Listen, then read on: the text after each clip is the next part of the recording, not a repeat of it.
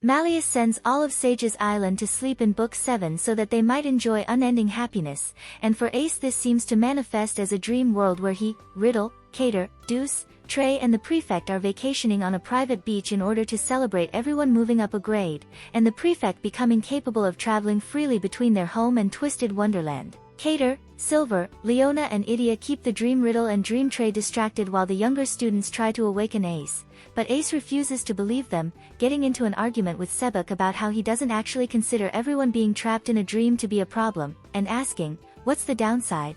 If someone lives their whole life in a dream, it's not illusory at that point, is it? There's gotta be tons of people who would choose a dream if it meant an easy life where they never go through anything unhappy.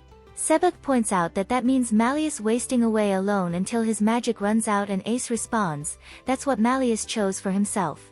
You want me to believe we've gotten dragged into some wild magical disaster, and that it's our job to solve this problem because of what might happen to the poor jerk who did this to us. And you're talking about fighting the Malleus Draconia. You're basically telling us to throw our lives away. That's no joke, and if it's meant to be one, it isn't funny. It doesn't really matter whether this is a dream or reality. Ortho says it is actually more surprising that none of the other students brought up these particular points before Ace, and his logic is valid, pointing out that all of them are looking to challenge Malleus for their own personal reasons, and asking Sebek if he would be as driven as he is to help if the disaster had been triggered by someone else. Silver scolds Sebek for his condescending tone and the unnecessary friction he causes with his lack of manners, and Cater decides to let Ace stay asleep. As their failure to stop Malleus will result in Ace spending the rest of his life wondering if he is really in a dream or not, Cater volunteers to put him into a deeper sleep.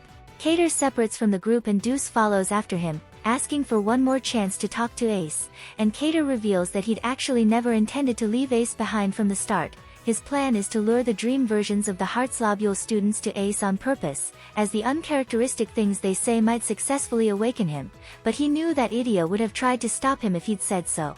Deuce volunteers to join him, but Cater insists on going alone, and soon we learn why. Cater invokes his unique magic to attack Ace, successfully summoning the darkness. When the darkness goes to his aid, Ace admits that the real Trey, Ace, Riddle and Cater would never say the things that they do, but he is afraid. Ace says, I don't want to put myself in danger, let alone risk my life. Cater says he can relate, and he was met with a similar dilemma when Riddle overblotted and all he could think about was how they didn't stand a chance and had to run away, which is when Ace called him out for only fighting when he knows he can win. Cater thanks Ace for that day and says, mind if I borrow your line?